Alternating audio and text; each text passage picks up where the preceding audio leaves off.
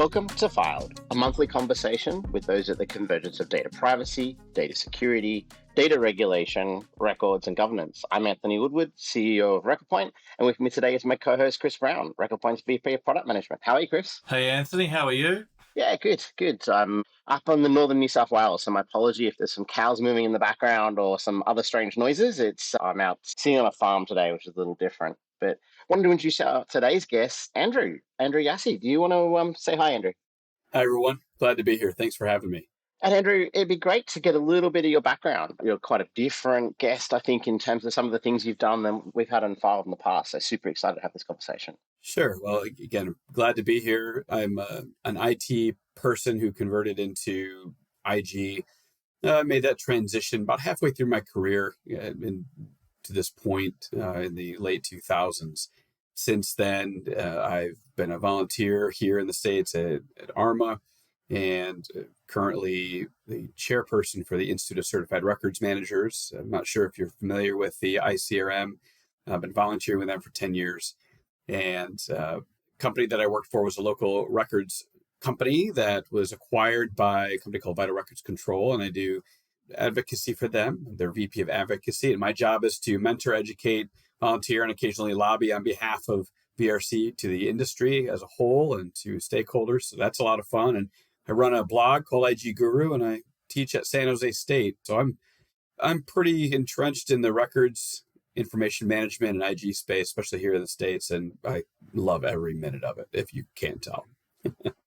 Look, sadly, Chris and I probably live in a similar realm, so it's fine. Oh, sadly, it's a bit harsh. Well, I was going to say it's great to find some kindred spirits really thinking about these topics. So, look, thanks again for making some time, and we really appreciate getting your perspective on what's going on. I know you've been working a whole bunch around the new ISO standard and even doing some speaking and some presenting around it. Do you want to give us a little bit of background on ISO 24143, if I've gotten it correct? Yeah, you do. And thanks for asking about that. For quite some time, the industry relied on the ISO 15489, which was recently updated in 2016. I say recently, goodness, it's going to be 10 years in a few years here. But that was our standard that we operated on, records information management. And we watched some of the other standards closely, the 27,000 series for security and privacy as those evolved. But we always relied on 15489 as really kind of our industry standard. And I was watching very closely the progress on the ISO.org website to see when and how the new standard for information governance, the inaugural standard for information governance, would be rolled out, what would be in it. And May of last year, it was released, and it was really an abridged version of what we're going to be seeing down the road. But it's been consistent with some of the information governance frameworks, conversations, at least from a strategic standpoint, that we've seen from associations around the globe on how to tackle information management at a strategic level, but also incorporating all the important functions of an organization, specifically with this conversation that's germane cybersecurity. And hopefully, from what I hear inside, sources say that the full standard will be available in 2027. So we have some time to adapt and to start to raise awareness about the standard, but it is coming. It's real. It's not a buzzword anymore. This is something that we can kind of put our stake in the ground and say, this is a super discipline we can look forward to, hopefully helping us with these cybersecurity and information governance challenges and opportunities now and in the future. So, Andrew, let's dive into that a little bit further, right? So we like to talk about the intersections of these two things. So information governance and that cybersecurity, information security element, and even looking through the standard itself, it sort of has all of the standard topics, your data management, your regulatory compliance, your digital preservation. But as you work your way through the topics, it starts to get into open data and blockchain and quality management. And obviously with an eye to 2027, I think you just said, we want to make sure that we're all still ready there. How do you see that intersection playing out with professionals? So the listeners of the podcast, for example, what are the things they should be looking out for? And I'll obviously press, and I'll probably keep pressing as you're talking, but press on, what's the advice? So how do you see that intersection playing out? Sure. I think that right now, organizations we know are struggling with cybersecurity challenges. That industry is matured very quickly because you could say the baptism by fire, just the amount of attacks, the threats that are out there are very real. And cybersecurity groups have a significant amount of resources available to them to protect organizations, but they are in many ways outmatched by not only bad actors, but nation states. It's a very difficult game to keep up with. Unlike cybersecurity, the RIM group side of things, we've been very mature for quite some time. The concept of data creation, how the data information flows from an organization, how long to retain it is something that we're all grew up in this space are familiar with. So I think there's opportunities for both of us to, with information governance being the catalyst, to be able to help each other and say, look, you're under assault over on the cyber side. We over here in the records side can help you, and vice versa. And I think the information governance standard alone is a great segue into that conversation, if there hasn't been a way to find that opportunity to talk about it up until now. And so how do you think those information governance experts, the RIM teams, how can they practically impact cybersecurity, from your position? Sure. There's a number of different ways, but I kind of start, at the academic side of looking at the principles of records information management. What do we own? There's a lot of overlap when you look at IG and you start to peel through and look at, if you have a Venn diagram of who's responsible for what, that might have to be defined by an organization, because there could be 4 or 5 groups part of the IG ecosystem that would claim responsibility or portion responsibility. But the 2 areas that typically live within records information management as far as ownership goes is retention and disposition. And if we can have a conversation with cybersecurity around that, specific to not only the information that cybersecurity is protecting, but also maybe the records that they're producing, that I think gives us the opportunity as RIM professionals to at least help with reducing the potential landscape that could be at risk by applying retention, and also disposing of information securely, whether it's redundant, outdated, or trivial. We've heard the term rot, or if it's genuine records that come up for destruction. If we can be a part of that and operationalize that, if we haven't already, I think that's really the first step. So at that point, we are a partner in that discussion, instead of just call the records people and have them bring in some shred bins and shred all the stuff and have them leave again, if that makes sense. One of the problems we observe a lot of, though, in that conversation is people still think of the IG professionals as dealing with documents and dealing with shredded paper, but dealing with electronic documents and not all data. So I'd be interested in your thoughts around how do we expand that with cyber so they understand that if you are, in effect, lowering the attack surface by having the redundant, obsolete, and trivial data, including both structured and unstructured data removed from the systems via a set of processes. How do we go about telling them that? Because I think there's a lot of pigeonholing of people where they think this is about Word documents, Excel documents, printed documents, and not structured data or even semi-structured data. Sure. No, that's a great point. And that is unfortunate that that's out there. And I will say cybersecurity folks are very, very smart. They're very intelligent. And when I taught technology, most of the individuals who went into cybersecurity had to know many disciplines within IT. It wasn't just something that they could study cyber. They had to understand programming and networking and understanding the operating systems and the different flavors that are out there. They had to have a broad knowledge of technology as a whole. So by the time they become a cybersecurity expert or an analyst, they've been there and done that. Fortunately for them, the folks on the RIM side are also smart, and they're just smart in a different way and have different experiences. And I think when we can come together and explain our backgrounds a little bit and how we can help each other and why our professions exist in the first place, that can help hopefully break down some of those misconceptions that are there. And I know most of the cybersecurity people I know are very data driven. So if you were to show publications about managing electronic records that were available in the late 2000s into semi-structured, you mentioned semi-structured repositories, and showing what we are doing to build knowledge on managing information within like a Microsoft, SharePoint, Office 365, Teams, Oracle, SAP, how we're managing records in those environments, and even in the cloud, that hopefully will build that or validate our experience that, look, we understand paper records coming off of copiers and shredding them, but we can also apply those same principles and concepts to structured data as well as semi-structured data, and really all information, whether it's within our quote unquote network perimeter or relying on a third party to manage it for us. And I think that's an interesting comparison, right? Like the paradigm for the cyber teams has moved on. Like, that perimeter element is sort of where if I take the same approach of, what cyber probably thinks records team does is just say we bring the shredding bins to the room and away we go.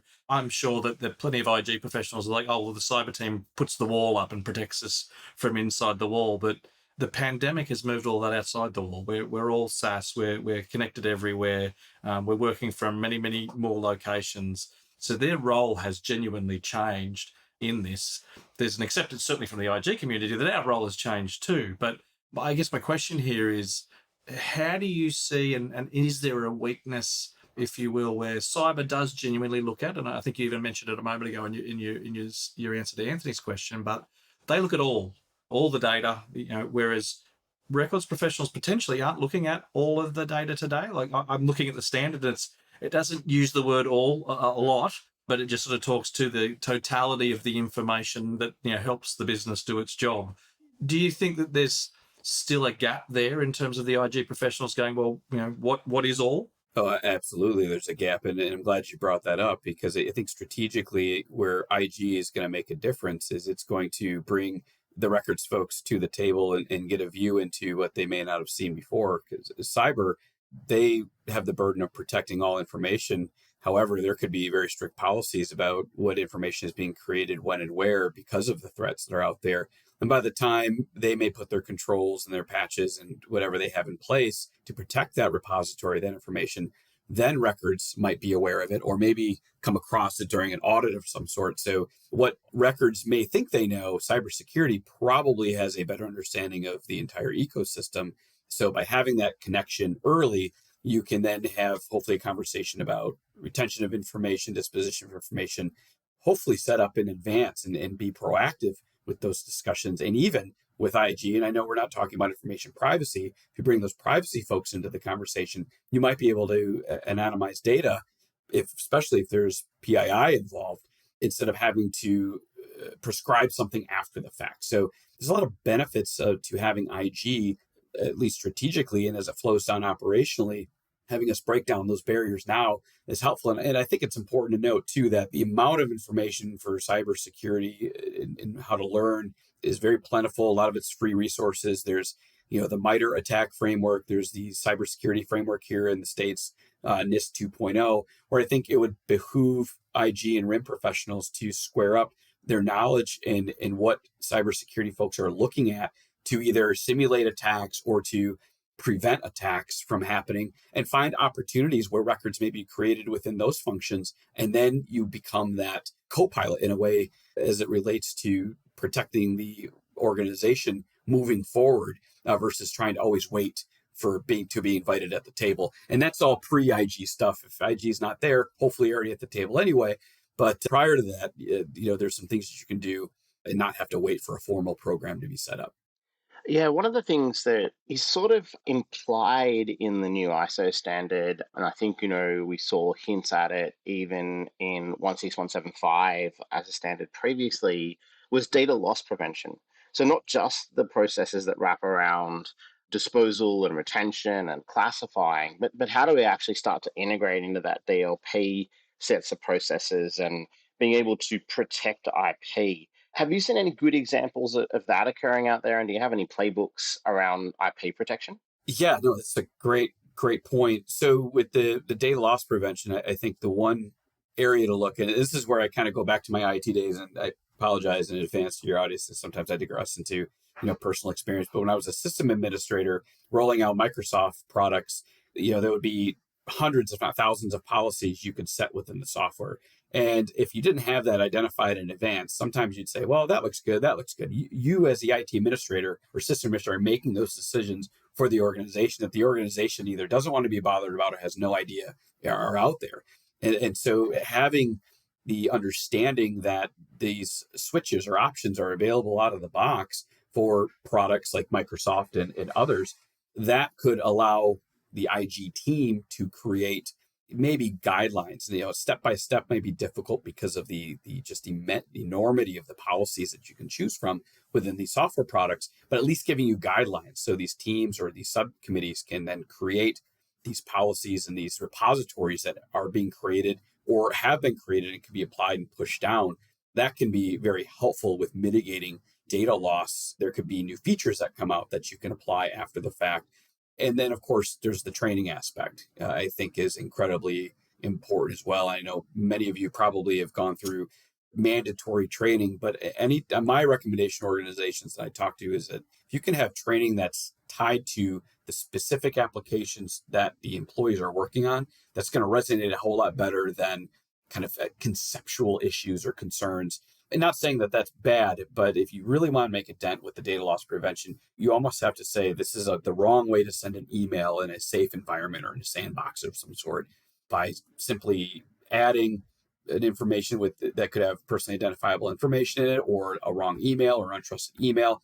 You can show how data loss prevention can automatically protect those things. And if you don't have data loss prevention in place, how the software capabilities don't protect from those types of threats. Because I don't want to stun you, but humans, we make mistakes, right? So we have to protect ourselves from ourselves at times. Yeah, no, absolutely. The standard itself sort of talks a little bit about AI, but given that it was published in 2022 and 2023 is the world of large language models and ChatGPT, I'd be interested in your thoughts about what needs to happen between now and say 2027 in that space. And obviously I'm asking you to pull out your magic wand there, Andrew, and what's the future look like? And I'm not sure any of us were ready for that future yet, but talk to us a little about what the standard calls out now for those on the listeners who aren't particularly au fait with the new standard. So talk a little bit about your understanding of what's there and then, where does it need to go? For sure. And I'm going to kick that question right back to you folks, because I'm curious to get your take on this as well.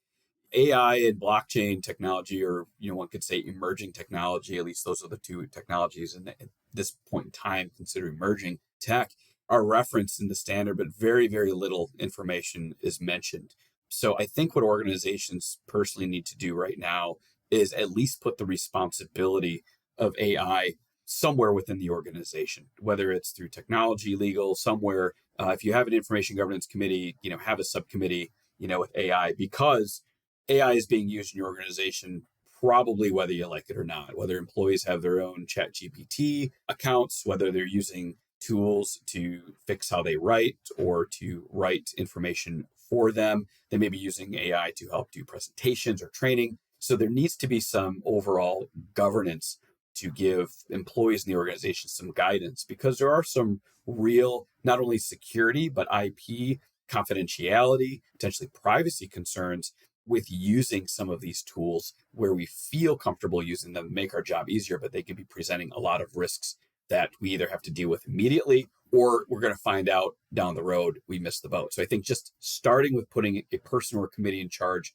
of AI is important. And I'm going to turn that right back to you guys. What do you guys think about AI right now and how it integrates with IG and where we should be at and what we should do today? Yeah, look, certainly as the product VP here at RecordPoint, we're pretty proud of the fact that what we're trying to do is bring that help to the information governance group through using AI to help classify. So our product, for example, will allow you to build models on your data. It doesn't leave the system, it's your data and therefore they're your models, but helping you to understand and build for scale. So it ties back to that message I said before about all.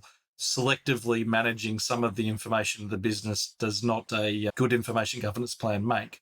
But being able to do that for everything, the volume of data just is ever increasing. The investment in IG staff is not. And so we need to be clever about the tools that we use. So I think there's lots of good use cases. And I think the statement you made around having a good understanding of what it is and what it means is important.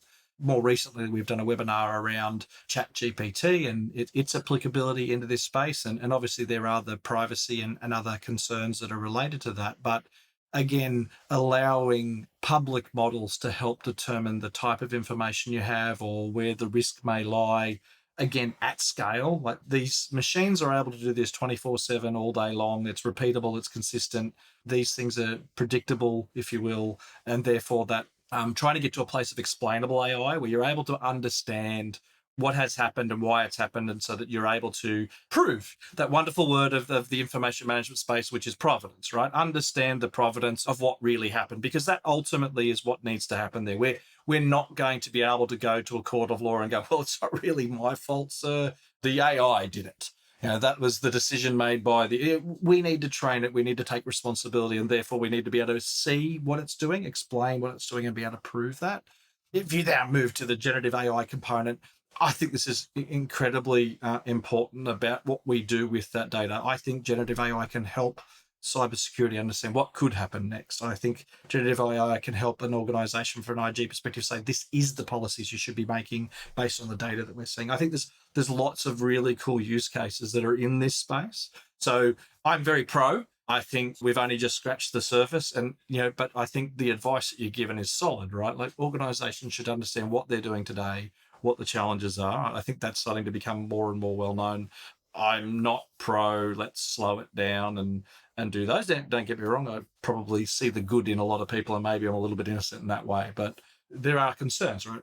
Yeah, you bring up great points. And I think one of the other challenges within the cybersecurity space is retention of just people and organizations. Right now, big tech, unfortunately, they're going through some pretty heavy layoffs. And I think one of the things that we're quietly going to see, as you mentioned, with the generative AI, with large language models, if there's a private repository that AI is going to be maintaining, especially on the cybersecurity side, with how the organization responded to threats in the past, who responded, and what was done, what were the outcomes, that can be incredibly valuable down the road to people who show up and have to get in. They can simply just type in questions or maybe have questions automatically fed to them from AI to get them up to speed very quickly, whereas before you had to rely on tribal knowledge or technical documentation or something else. So I think there's a lot of great benefit to that from the cyber side. And I think on the RIM side, holy cow, we were worried about people and systems generating data. We all saw from the kilobytes and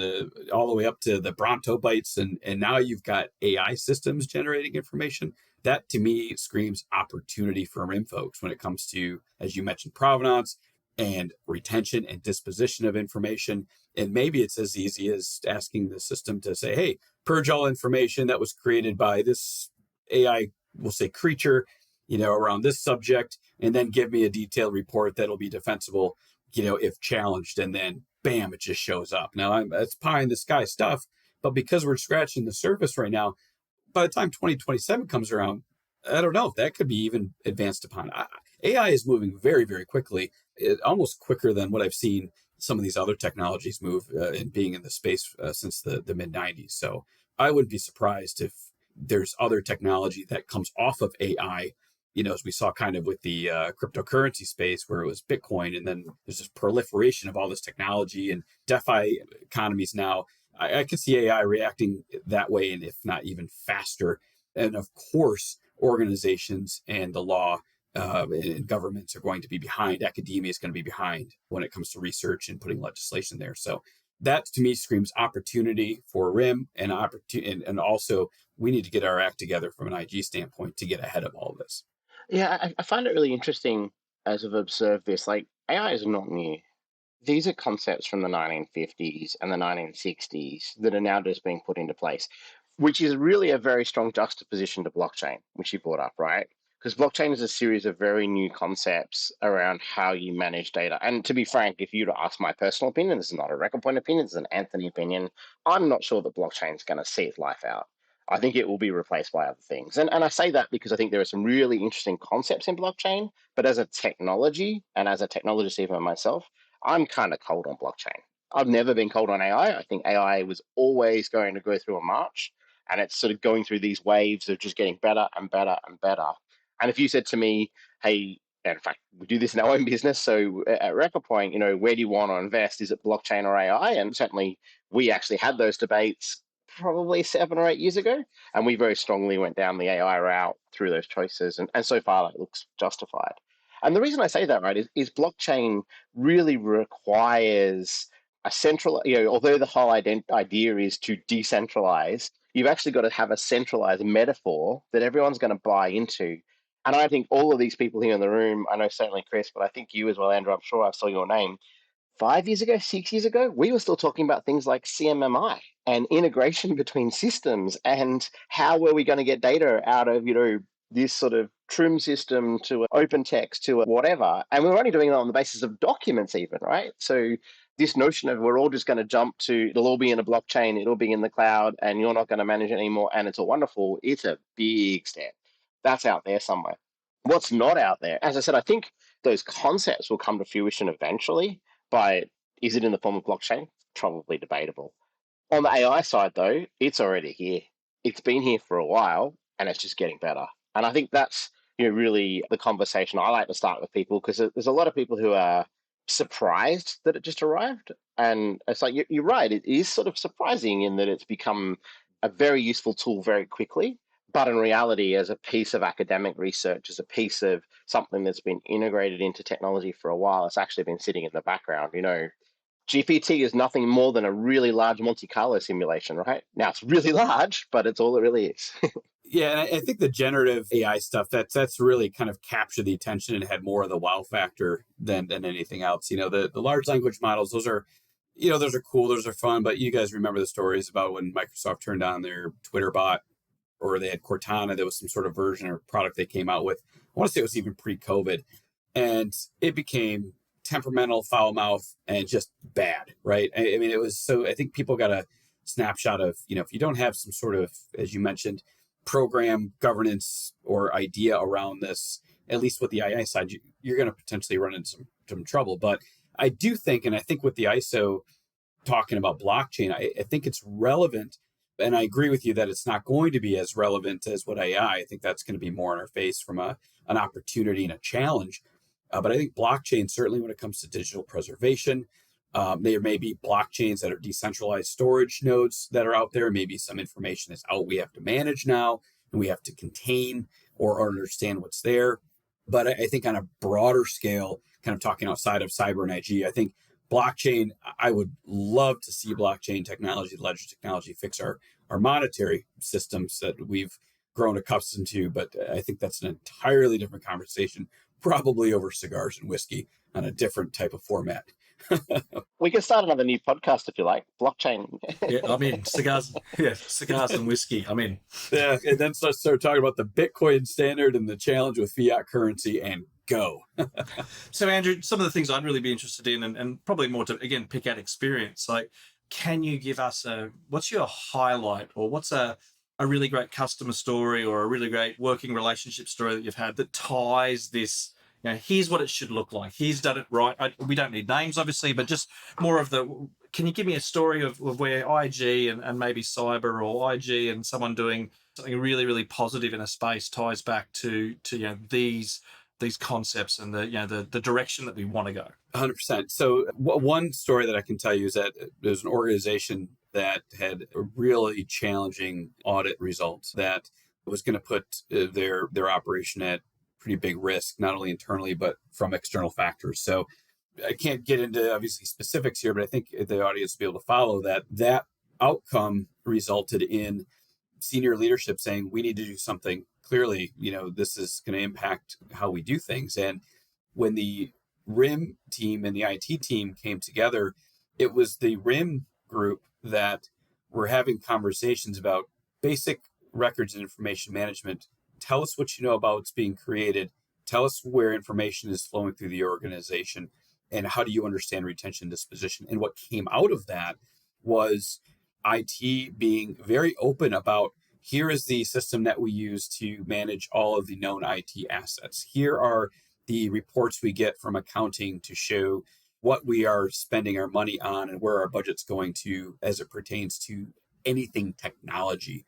And what that ended up doing was it certainly expanded the ecosystem of knowledge of what the data map could look like from the RIM side, but it also let IT be aware that you've got a partner and a resource over here that can help you get into some of these areas that maybe were unseen before or not visible to the RIM folks, where they can then reply retention disposition And the result of that was a very pleased regulatory body when it came to a post-audit report that frankly was scathing.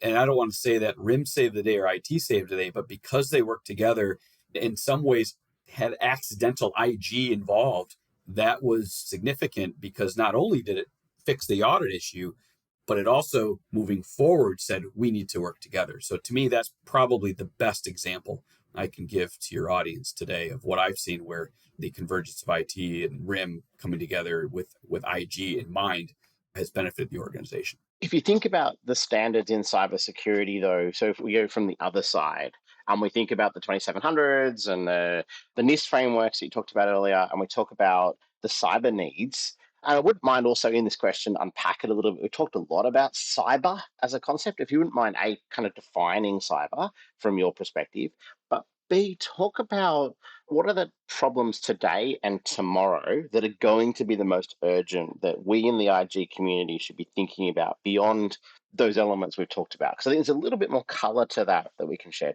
Sure. So, and I'm looking over here on the screen. I'm going to go back to the MITRE ATT&CK matrix. And you mentioned that cybersecurity NIST, and there's obviously the COBIT framework.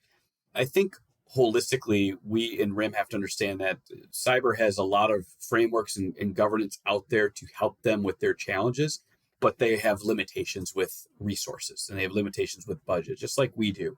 So I think that an understanding of what the challenges are today operationally that the organization has, I think that's something we need to be aware of because there's book challenges, right? You know, look at these frameworks and you can see on paper what you need to do, but that doesn't necessarily apply to what the organization has. So I think there needs to be an approach of what do we do today to help today, and then moving forward, where are our gaps against this specific framework that we want to pick, or maybe a framework that the organization is using. And if there's a retention disposition element there, highlight that from the RIM side. And I think also from the cyber side, continuing to train up. I'm going to go off on a side here that some RIM folks that I've talked to get frustrated reporting to legal because sometimes they feel a little out of the action. They feel a little away from the technology, maybe more reactive, and they want to be more on the ground floor. And I think this is an opportunity to spread your span of influence over on the cyber side by really understanding where some gaps could be and helping them fill in, whether it's in a quasi-analyst type of role or working side by side on some of these projects or operational functions of cybersecurity. Absolutely, and it's a great answer, I think, for everyone to think about. Look, I mean, I suppose just as in wrapping up, Andrew, do you have any blogs you follow, any places that we can A, find you, and B, that you think we should be spending more time at, or podcasts that you like to follow? Well, IG Guru is one that was the old records information management listserv that's evolved into a WordPress site that I encourage everyone to go to. The information that Peter Curlis publishes from the news, the information that our sponsors and the community put out, I think is helpful to try to keep up with all IG trends. I personally, on the cyber side, I look at Hacker News, I look at slashdot.org when it comes to tech news. I also like to read what the New York Times and what Bloomberg are saying about technology. Typically, these bigger markets are going to know things, obviously, quicker than what the folks in Michigan here that will come to me. So I like to see what's going on there. And I also attend cybersecurity conferences and talk to folks and find out what challenges that they're having. And I'll be honest, sometimes I don't even understand what they're talking about because they use so many acronyms. And I think I'm the acronym guy and the initialism guy. I should know. And then I have to write down and take notes and go back.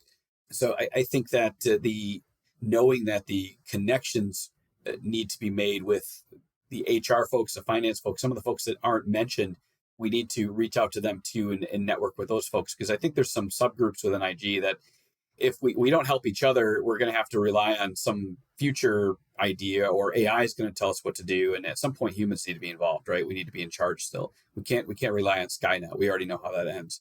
So yeah, I would definitely keep up with that human connection. No, great. No, it's a great piece of advice, I think, for everybody. Thank you very much again for your time. This has been an amazing conversation. As you say, we're definitely going to need to find a spot in the world and many hours of conversation with a good whiskey and stuff. I don't smoke cigars, but it's certainly a good whiskey from there. I want to thank the listeners. This has been Filed. I'm Anthony Woodward. And I'm Chris Brown, and we'll see you next time on Filed.